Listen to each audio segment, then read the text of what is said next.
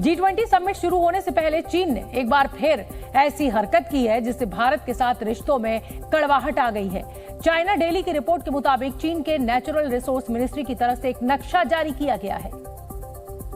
Zhejiang प्रांत के decking county में जारी किए गए इस नक्शे के जरिए चीन की सरकार ने भारत के अरुणाचल प्रदेश और अक्साई चिन को अपना क्षेत्र बताया। शी जिनपिंग का ये निर्णय जो भारत विरोधी निर्णय है वो चीन की आवाम का ध्यान भटाने की भी कोशिश हो सकती है। ऐसा करके चीन बार बार सीमा पे भी विवाद करता है, लाइन ऑफ एक्चुअल कंट्रोल पे विवाद करता है। कई बार वो पहले भी इस तरीके से विवादित मानचित्र जारी कर चुका है। जिस तरह से ब्रिक्स समिट में पीएम मोदी ने शी जिनपिंग के साथ द्विपक्षीय वार्ता से इनकार किया, जिस तरह भारत G20 देशों के शिखर सम्मेलन का आयोजन कर रहा है और जिस तरह भारत तरक्की कर रहा है, उससे चीन बौखलाया हुआ है। अरुणाचल प्रदेश और अक्साई चिन को अपना हिस्सा बताना इसी बौखलाहट का नतीजा माना जा रहा है। लेकिन ऐसा नहीं है कि विस्तारवादी नीति को बढ़ावा देने वाला चीन का प्रोपेगेंडा मिशन सिर्फ हिंदुस्तान तक ही सीमित हो। चीन ने जो नया नक्शा जारी किया है उसमें दूसरे देशों को भी अपना हिस्सा बताया है। ग्लोबल टाइम्स की रिपोर्ट के मुताबिक नए नक्शे में भारत के हिस्सों के अलावा चीन ने ताइवान और विवादित दक्षिण चीन सागर को भी चीनी क्षेत्र में शामिल किया है। मैप में चीन ने 9 डैश लाइन पर अपना दावा पेश किया। उसने साउथ चाइना सी के एक बड़े हिस्से पर दावा पेश किया है, लेकिन इसके पीछे कई वजहें हैं, जैसे चीन की गिरती अर्थव्यवस्था और शी जिनपिंग की घटती लोकप्रियता। जिस तरीके से चीन में शी जिनपिंग के खिलाफ भी आवाज उठ रही है, चीन की अर्थव्यवस्था अपने सबसे न्यूनतम स्तर पे है। हालांकि सवाल ये है कि गलत नक्शा जारी कर क्या शी जिनपिंग अपनी साख को मजबूत करने के साथ अपने देश की अर्थव्यवस्था को ठीक कर पाएंगे? सवाल इसलिए क्योंकि अमेरिका और पश्चिमी देश पहले से ही चीन के खिलाफ एकजुट होकर उसे टारगेट कर रहे हैं, जबकि बार बार गलत नक्शा जारी करने के साथ LAC पर तनाव से उसने भारत को भी अपने विरुद्ध कर दिया है। इसी साल अप्रैल में एक तरफा तरीके से 11 भारतीय जगहों का नाम बदलना हो या फिर 2017 और 2021 में भारतीय इलाकों पर अपना दावा ठोकना, चीन ने ऐसी हरकतों से उस भारत को अपना दुश्मन बना लिया है जिसके साथ की जा रही तिजारत से वो अपने लोगों का पेट भर रहा है। चीन का अरुणाचल प्रदेश पे या अक्साई चीन के ऊपर कोई अख्तियार नहीं। ये ऐतिहासिक तौर के से बिल्कुल ही एक गलत प्रवृत्ति है जो चीन दशकों से चलाने की कोशिश कर रहा है। कांग्रेस नेता मनीष तिवारी ने चीन की आलोचना की, तो वहीं शिवसेना उद्धव ठाकरे गुट के नेता संजय राउत ने केंद्र सरकार पर ही सवाल खड़े कर दिए। अभी ब्रिक्स में गए थे तो चाइना के प्रीमियर को मिलकर आए हैं, गले लगाए हैं हमेशा की तरह, और उसके बाद ये चाइना का मैप आता है तो ये सवाल जो है उनको पूछना चाहिए, आपको कैसा लगता है? हमको हमारा तो दिल टूट जाता है देखकर। चीन ने भारत के अरुणाचल प्रदेश और लद्दाख के इलाकों को अपना बताते हुए नया नक्शा जारी किया, तो वहीं चीनी सेना ने अपने प्रोपेगेंडा मिशन के तहत एक वीडियो भी जारी कर दिया, जिसमें बॉर्डर फेंसिंग तोड़ने वाले बमों और सरहदी इलाकों में ताबड़तोड़ मिसाइल फायरिंग के जरिए चीन की फौज ने अपनी ताकत की नुमाइश की। बीजेपी ने चीन की इन तमाम हरकतों की आलोचना की और कहा कि देशवासियों को चिंता करने की कोई जरूरत नहीं है।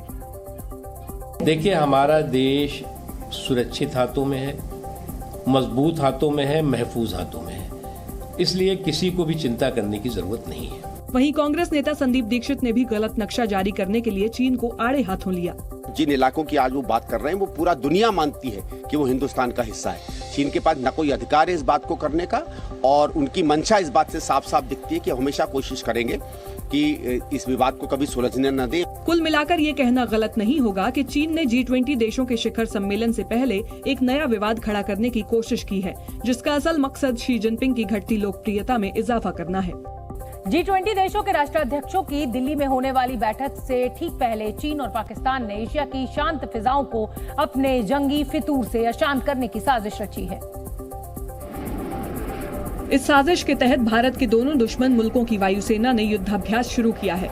शाहीन 10 नाम का ये युद्धाभ्यास पाकिस्तान में हो रहा है, जहां चीन की वायुसेना अपने सदाबहार दोस्त के साथ मिलकर भारत को काउंटर करने की तैयारी कर रही है।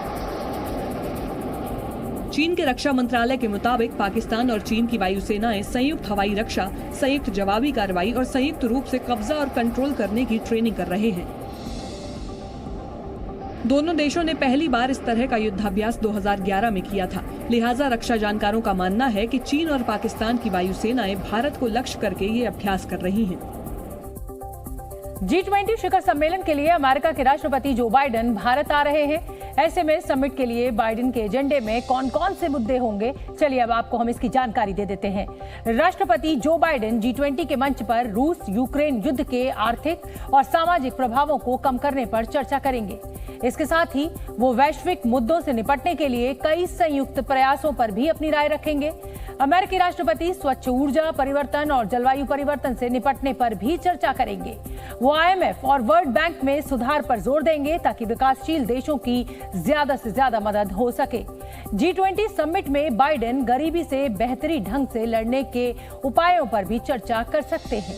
उम्मीद की जा रही है कि बाइडेन G20 में प्रधानमंत्री नरेंद्र मोदी के नेतृत्व की भी सराहना करेंगे।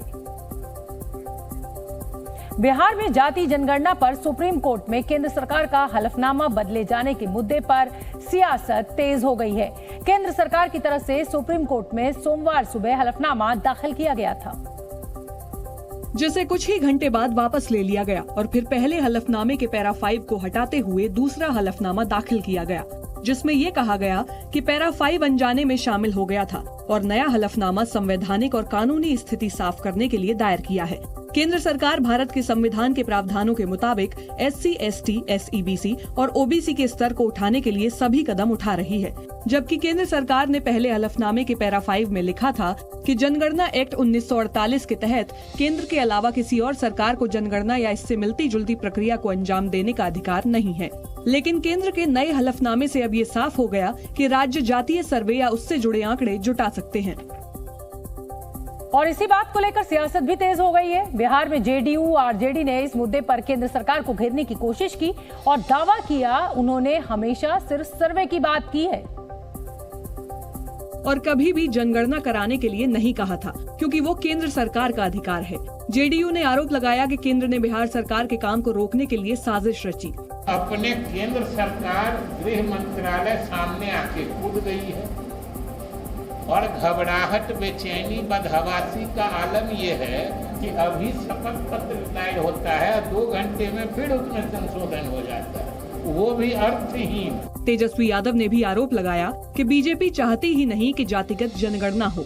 आप बताइए, रात भर में एफिडेविट भी बदल दिया जाता है, यानी ये साफ दिखाता है कि बीजेपी डरी हुई है और कभी भी नहीं चाहते थे कि जातीय आधारित जो है गणना हो।